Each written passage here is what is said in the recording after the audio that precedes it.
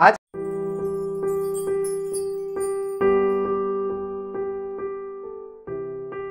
आज के क्लास में हम जानेंगे इंटीग्रेशन के जो दो टाइप हैं, डेफिनेट और इनडेफिनेट इंटीग्रेशन, उसके बारे में। ये दोनों ही टॉपिक जो है आपको क्लास 11th और 12th के बच्चों के लिए काफ़ी हेल्पफुल है और कई सारे एक्सप्रेशन डेराइव होने में इनका यूज़ होता है। तो चलिए जानते हैं। अब तक हमने जाना डिफरेंशिएशन और इंटीग्रेशन के बेसिक्स से कि हमारा इनडेफिनेट इंटीग्रेशन होता क्या है। इसमें हमारा जो है इंटीग्रेशन वैल्यू जो होता है वो इंटीग्रेशन एक सिंबल होता है जिसमें एक हमारा फंक्शन होता है और उसका इंटीग्रेशन होता है किसी टर्म के रिस्पेक्ट में। यहाँ मैंने x लिया हुआ है। तो जब हम इसका इंटीग्रेशन करते हैं तो हमारा एक बड़ा फंक्शन आता है और उसके साथ प्लस c हमें लगाना होता है कांस्टेंट को दिखाने के लिए, क्योंकि ये हमारा इनडेफिनिट इंटीग्रेशन है। ये हमारा नहीं बताता कि कहाँ से कहाँ तक इंटीग्रेशन हो रहा है। फॉर एग्जाम्पल अगर हमारा ग्राफ कुछ है ऐसा, तो कहाँ से कहाँ तक इंटीग्रेशन हो रहा है ये हमें नहीं पता चलता। ये हमारा हो जाता है dx। तो इनडेफिनिट इंटीग्रेशन हमारा लिमिटेशन नहीं बताता कि कहां पर खत्म हो रहा है हमारा, लेकिन डेफिनिट इंटीग्रेशन क्या करता है, ये हमारा लिमिट्स बताता है। इसमें क्या होता है, हमारा इंटीग्रेशन सिंबल वैसे ही रहता है, ठीक है, फंक्शन भी वैसे ही रहेगा और डिफरेंशिएशन जो होना है वो भी वैसे ही रहेगा। इसमें डिफरेंस क्या आना है इसके रिस्पेक्ट में कि लिमिट लग जाता है। इसे हम बोलते हैं लोअर लिमिट और इसे हम बोलते हैं अपर लिमिट।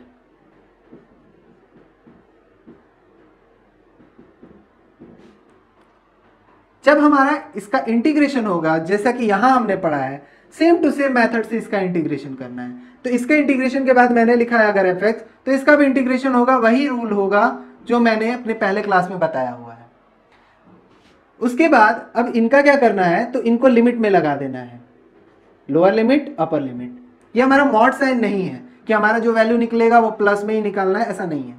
अब हमें क्या करना है, इसमें बारी बारी से upper limit then lower limit full करना है, ठीक है। तो हमारा आ गया F B minus F A, ये हमारा इसका इंटीग्रेशन वैल्यू होता है। अब अगर ग्राफ वाइज हम देखें तो हमारा ग्राफ अगर ऐसा था, ये dx था, तो ये हमारा इंटीग्रेशन अगर हम इसका करेंगे तो पूरे ग्राफ का एरिया निकलता। बट जब हम डेफिनिट इंटीग्रेशन करेंगे तो a से b तक जो मेरा आया वैल्यू, हमें उसके बारे में ही सिर्फ पता चलेगा, ठीक है। तो हमारा जो है डेफिनिट इंटीग्रेशन इसी में यूज होगा। इससे पहले इनडेफिनिट इंटीग्रेशन में मैंने जितने बेसिक फॉर्मूले बताए हैं वही यूज यहां पर करना है। इसमें c नहीं लिखना है और लिमिट पुट होगा, बस यही डिफरेंस है। कुछ एग्जांपल्स देख लेते हैं जिससे हमारा डाउट क्लियर हो जाएगा। मैं यहां एक क्वेश्चन लेता हूं, मुझे इंटीग्रेट करना है x स्क्वायर का dx का। तो जब तक मैंने लिमिट्स नहीं लगाया है ये एक इनडेफिनिट इंटीग्रेशन है। मैंने लिमिट लगा दिया, मान लेते हैं लिमिट हम लेते हैं -1 से 2। फंक्शन वही है, तरीका वही है, ठीक है। ये मेरा इनडेफिनिट हो गया, ये मेरा डेफिनिट हो गया। इनडेफिनिट हो या डेफिनिट रूल सेम लगाना है। तो रूल मेरा क्या था, integration of x to the power n dx is equal to x to the power n plus 1 by n plus 1। इसके बाद हम लिखते थे c, तो सेम मेथड से हम इसका इंटीग्रेशन करके क्या लिखेंगे, x to the power 3 by 3 plus c। ये मेरा इंटीग्रेशन हो गया। अब हम लोग जब इसका इंटीग्रेशन करेंगे, rule same, integration of x to the power n dx is x to the power n plus 1 by n plus 1। इसमें c नहीं आएगा, ठीक है। तो हमारा क्या हुआ, i is equal to X cube by 3। अब ये जो लिमिट्स है -1 और 2 लिखने के बाद हमारा जो काम है वो ये है कि जो अपर लिमिट है पहले उसको x की जगह पे पुट करना है। तो हमारा क्या हो गया, 2 का क्यूब बाई 3। मैंने 2 पुट कर दिया x की जगह पर, माइनस, अब -1 पुट करेंगे, -1 का क्यूब बाई 3। अब इसमें प्लस c नहीं लिखना है, क्योंकि ये मेरा डिफिनिट इंटीग्रेशन है। हो गया हमारा 8/3 माइनस 1/3, तो ये हो गया हमारा 9/3, that is 3। Hope doubt clear है। ये बेसिक एग्जांपल्स थे। हमारा इंटीग्रेशन जो मेथड है यहां से यहां का, वो सेम प्रोसीजर फॉलो करना है। इनडेफिनिट होगा तो सी लिख देना है, डेफिनिट होगा तो वो आगे बढ़ेगा। अब हम लोग जो है एनसीईआरटी के कुछ एग्जांपल्स देखेंगे, डेफिनिट इंडेफिनिट इंटीग्रेशंस, डिफरेंशिएशन, उससे जुड़े हुए एक्सरसाइज को। तो आप देखते हैं इंटीग्रेशन और डिफरेंशिएशन पे बेस्ड कुछ क्वेश्चंस। तो हमारा पहला क्वेश्चन है डिफरेंशिएट करना है विथ रिस्पेक्ट टू एक्स, और ये दो क्वेश्चन है इंटीग्रेशन करना है ये दोनों का, जिसमें से एक मैंने डेफिनिट लिया है, एक इनडेफिनिट लिया है। तो चलिए सॉल्व करते हैं। हमारा जो पहला क्वेश्चन है उसमें हम सबसे पहले लेट करेंगे y is equal to 2 square root cot X square. तो इस तरह के क्वेश्चंस को बनाते समय हमें जो है काफ़ी सावधानी से बनाना होता है, क्योंकि इसमें कई जगहों पे कई तरह के फंक्शंस हैं, यानी स्क्वायर रूट भी है, स्क्वायर भी है, और कॉट ट्रिग्नोमेट्रिक फंक्शन भी है।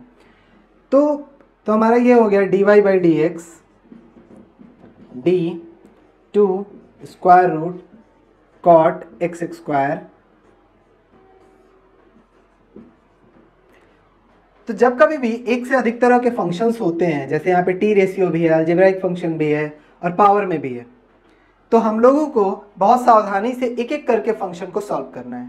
जो सबसे बाहर फंक्शन होता है उससे अंदर और उसके अंदर हमें पहुंचना है। इसका मतलब समझते हैं।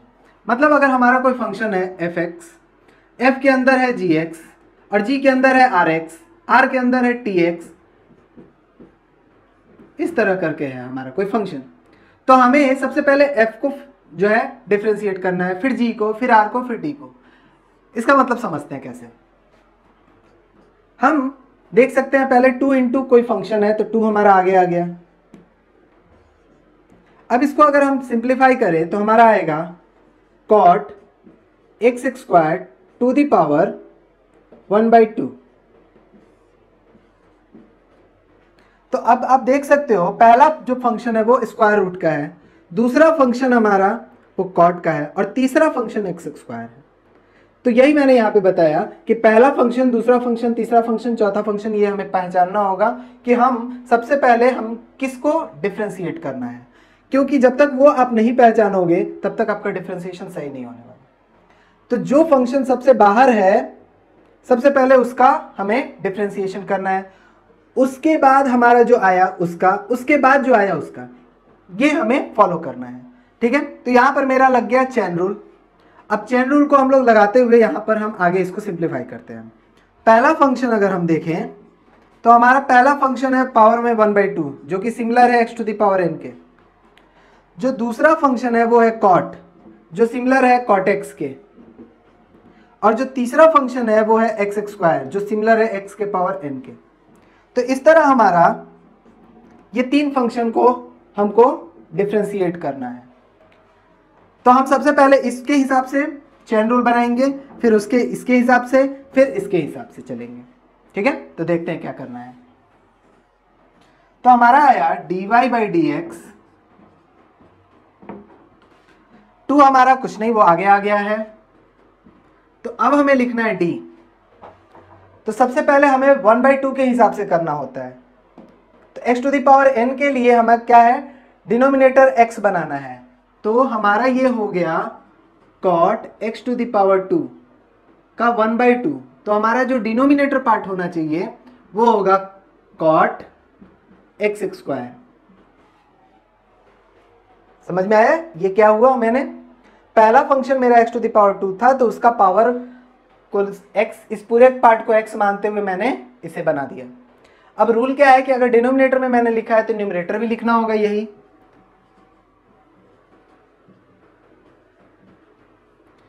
अब दूसरा फंक्शन मेरा कॉट का है, तो इसका डिनोमिनेटर पार्ट हमें तैयार करना होगा। तो अगर यहां कॉट x होता तो x लिख देते हैं, लेकिन अगर यहां x स्क्वायर है तो x स्क्वायर लिखना होगा। मल्टीप्लाई तीसरा जो फंक्शन है वो हमारा तो dx स्क्वायर, तो dx आ गया। तो ये मेरा चेन रूल बन गया। अब चेन रूल के हिसाब से जब लिख दिया हमने तो हम सीधा सीधा डिफरेंशिएशन कर सकते हैं।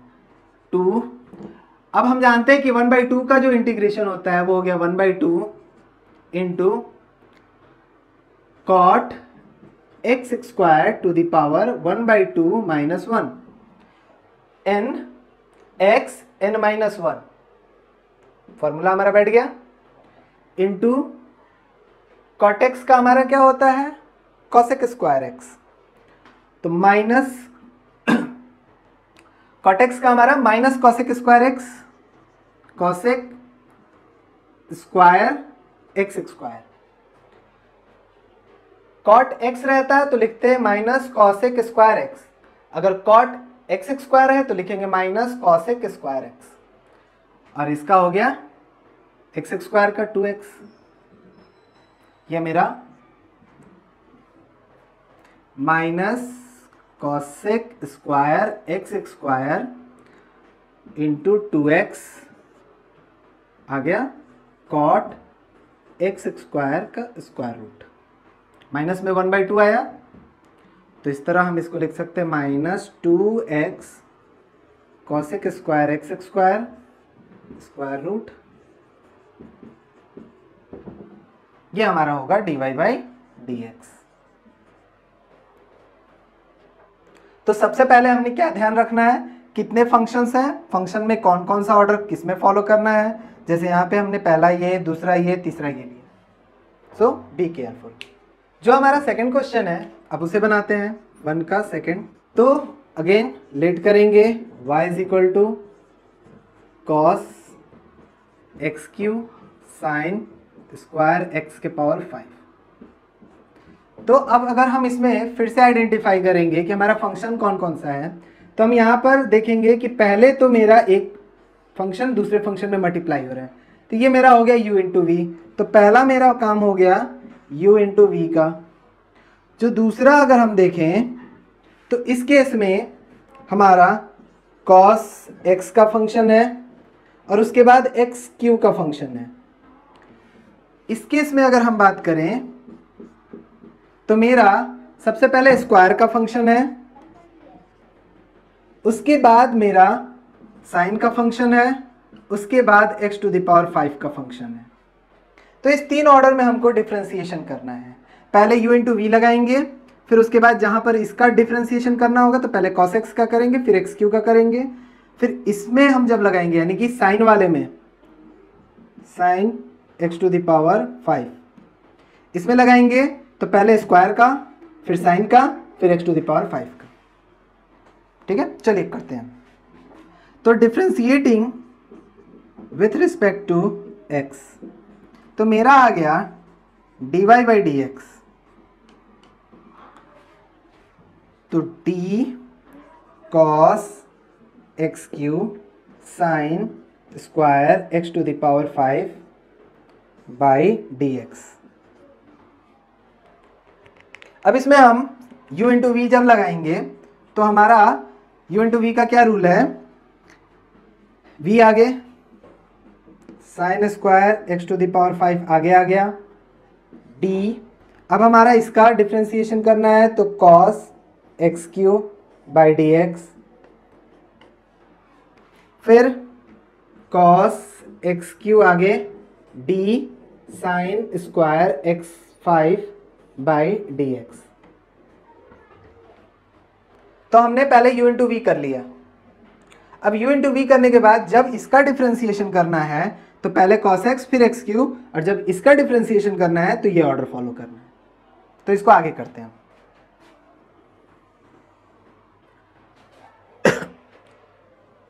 dy/dx sine square x to the power 5, इसका कुछ भी नहीं था तो कुछ नहीं, बस सीधा सीधा लिख दिया हमने। अब हमें इसका जब करना है d cos एक्स क्यू का, तो मैंने क्या बताया पहले cos x का, तो cos एक्स क्यू, तो डिनोमिनेटर में आ गया एक्स क्यू, cos का फंक्शन मैंने सेम किया, अब d X cube by D X plus, अब हमारा ये part cos X cube same to same छोड़ दिया हमने, अब इसका डिफ्रेंसिएशन करना है। तो मैंने क्या बताया, पहले एक्स स्क्वायर के हिसाब से डिफ्रेंसिएशन इसका, तो हमारा हुआ D sine X to the power 5 का स्क्वायर। तो इसका डिनोमिनेटर पार्ट बना D sine X to the power 5। ठीक है, जो हम डिनोमिनेटर में लिखेंगे वही हमें लिखना है न्यूमरेटर में भी, D sign x5 by D. अब यहाँ पे हमें करना है साइन के हिसाब से, यानी कि साइन x तो साइन d, ये हो गया। जो डिनोमिनेटर में लिखा है उसको न्यूमरेटर में लिखना है बाई dx। अब हमारा सारा हो गया, अब डिफरेंशिएशन करके सिंपली लिख देना है। ये हमारा हो गया sine square x to the power 5। तो कॉस का हमारा डिफरेंशिएशन होता है माइनस साइन एक्स क्यू का डिफरेंशिएशन हो गया 3x square plus cos x3। अब इसका हम करेंगे तो हमारा क्या है, x के पावर 2 का है, तो 2 आगे sine x to the power 5 2 minus 1, x के पावर n के फॉर्मूला पर हम इसको कर दिए। ये हमारा साइन के फॉर्मूला पर हो गया, तो साइन का होता है cos x to the power 5 और इसका हो गया हमारा 5x टू द पावर 4। तो सारा आंसर हमारा क्लियर हो गया, minus sine square x to the power 5 into sine X cube 3x square plus cos X cube 2 5 एक जगह कर लेते हैं तो इसको यहीं लिख देंगे, sine x to the power 5 cos x to the power 5 2 और ये यहाँ आ गया 10 x टू द पावर 4। ये आगे भी बढ़ सकता है बट वो ट्रिग्नोमेट्रिक फॉर्मूला यूज करके है, तो यहाँ पर भी आप आंसर छोड़ सकते हो, कोई दिक्कत नहीं। नेक्स्ट हम देखते हैं इंटीग्रेशन। हमारा दिया हुआ इंटीग्रेशन 0 से pi by 4 two sec square X plus X square plus 2।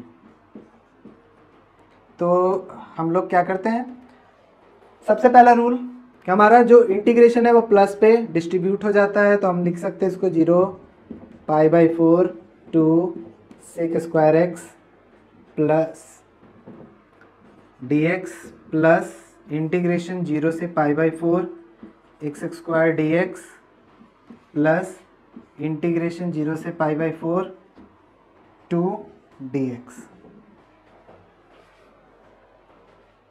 तो हमारा 2 आगे आ गया,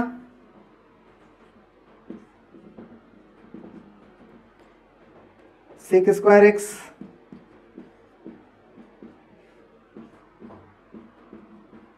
ये तो एक्स स्क्वायर है ही, डायरेक्ट हो जाएगा। इसमें भी 2 आगे आ गया 1 डी एक्स, 1 इंटू 2 होता है इसलिए यहाँ 1 लिखेंगे। तो अब हम लोग देखते हैं इसका, हम लोग जानते हैं सेक स्क्वायर एक्स किसका होता है, तो tan x का, पाई बाई 4 0, एक्स स्क्वायर का इंटीग्रेशन करेंगे तो आ जाएगा x cube by 3 pi by 4 0, 2 आगे 1 का अगर हम करेंगे यानी कि 1 हमारा लिख सकते हैं x टू द पावर 0, तो x टू द पावर 0 हमारा क्या आ गया x, और इस पे आ गया पाई बाई 4 0। अब इससे वैल्यू पुट करेंगे, मेरा आंसर आ जाएगा।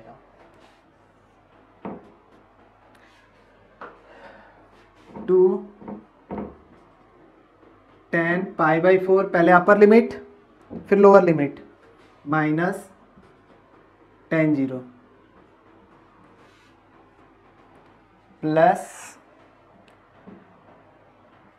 पाई बाई 4 का क्यू बाई 3 माइनस 0 का Q by 3 plus 2 pi by 4 minus 0।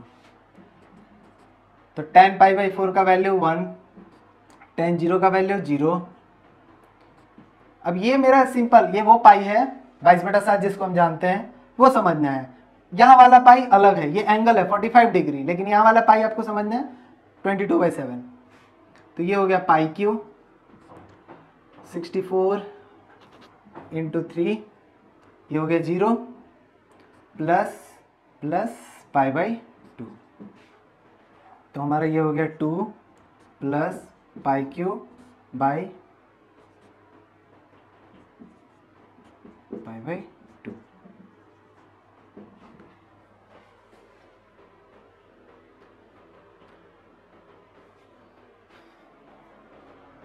हमारा लास्ट, तो पहले हम लोग इसको जो है सिंप्लीफाई करेंगे, तो आएगा हमारा x² - 1 x², इसमें मल्टीप्लाई हुआ तो कट डिवाइड हो गया, dx x² dx 1 dx। तो ये हमारा हो गया x³ माइनस 1 का भी हमने देखा x। अब ये चूंकि इनडिफिनिट है इसलिए यहाँ पे c लगाना जरूरी है। तो ये 4 जो है अच्छे क्वेश्चंस हैं जो बेसिक्स आपके क्लियर कर देंगे। फिर भी कोई डाउट होगा तो आप कमेंट कीजिएगा। Thank you so much.